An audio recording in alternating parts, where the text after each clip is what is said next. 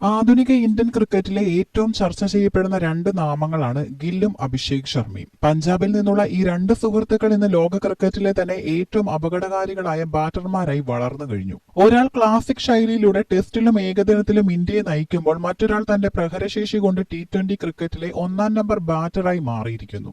ഇവർ രണ്ടുപേരുടെയും വളർച്ചയിൽ നിർണായക പങ്കുവഹിച്ച മുൻ ഇന്ത്യൻ താരം യുവരാജ് സിംഗ് ഇവർക്കിടയിലെ വ്യത്യാസങ്ങളെക്കുറിച്ചും ആരാണ് കൂടുതൽ മികച്ചവൻ എന്നതിനെക്കുറിച്ചും വ്യക്തമായ കാഴ്ചപ്പാട് പങ്കുവച്ചിരിക്കുകയാണ്. ക്ലാസിക് ശൈലിയുടെ നായകൻ ഗില്ലിനെ സംബന്ധിച്ചിടത്തോളം 2025 എന്നത് അദ്ദേഹത്തിന്റെ കരിയറിലെ സുവർണ വർഷമാണ്.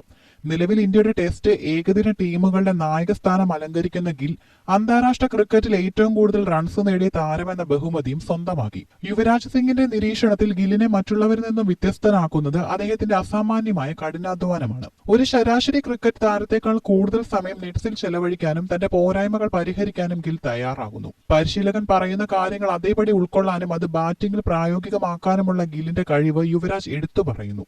ഗുജറാത്ത് ടൈറ്റൻസിനെ നയിക്കുന്ന ഗിൽ IPL-ൽ ഓറഞ്ച് ക്യാപ്പ് ജേതാവ് കൂടിയാണ്. ടെക്നിക്കലി തികവുള്ള ഗിൽ ഭാവിയിൽ 3 ഫോർമാറ്റിലും ഇന്ത്യയെ നയിക്കാൻ പ്രാപ്തനാണെന്ന് വിലയിരുത്തപ്പെടുന്നു. ഗില്ലിന്റെ ക്ലാസിക് ശൈലിയിൽ നിന്നും തികച്ചും വ്യത്യസ്തമാണ് അഭിഷേക് ശർമ്മയുടേത്.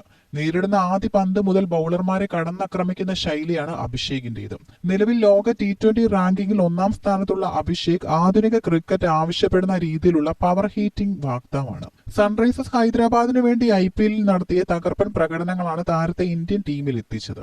IPL-ലെ പ്രകടനങ്ങളെക്കാൾ ഇന്ത്യൻ ജേഴ്സിയിൽ കളിക്കുന്നതിനെക്കുറിച്ച് ചിന്തിക്കാനാണ് യുവരാജ് സിംഗ് എപ്പോഴും അഭിഷേകിനോട് പറഞ്ഞിരുന്നത്. 4 വർഷത്തെ കഠിനമായ കാത്തിരിപ്പിനും പ്രയത്നത്തിനും ഒടുവിൽ അഭിഷേക് ഇന്ത്യൻ ടീമിൽ എത്തുകയും തന്റെ സ്ഥാനം ഉറപ്പിക്കുകയും ചെയ്തു.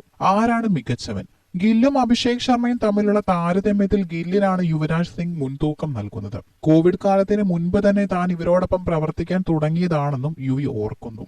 ആ സമയത്ത് തന്നെ ഗിൽ ഇന്ത്യക്കായി കളിച്ചു തുടങ്ങിയിരുന്നു. ഗില്ലിന്റെ ഗെയിം പ്ലാനിലും പക്വതയിലും അഭിഷേകിനേക്കാൾ ഒരുപിടി മുന്നിലായിരുന്നു അദ്ദേഹം.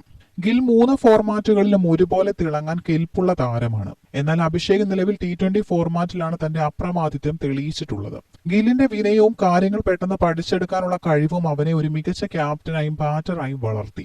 സച്ചിൻ സെവാഗ് കൂട്ടുകെട്ടിന് ശേഷം ഇന്ത്യൻ ക്രിക്കറ്റിൽ ഇത്രയും അധികം ആവേശമുണർത്തുന്ന മറ്റൊരു ജോഡി ഇല്ലെന്ന് തന്നെ പറയാം. ഒരാൾ നങ്കൂരമിട്ട് കളി നിയന്ത്രിക്കുമ്പോൾ മറ്റൊരാൾ വെടിക്കെട്ട് ബാറ്റിംഗിലൂടെ എതിരാളികളെ തകർക്കുന്നു.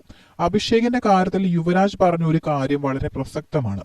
ചില താരങ്ങൾക്ക് അവരുടെ കഴിവ് എത്രത്തോളം ഉണ്ടെന്ന് അറിയില്ല. അഭിഷേക് തന്റെ കഴിവ് തിരിച്ചറിഞ്ഞ നിമിഷം മുതൽ അദ്ദേഹത്തിന്റെ കരിയർ ഗ്രാഫ് മുകളിലേക്കാണ്.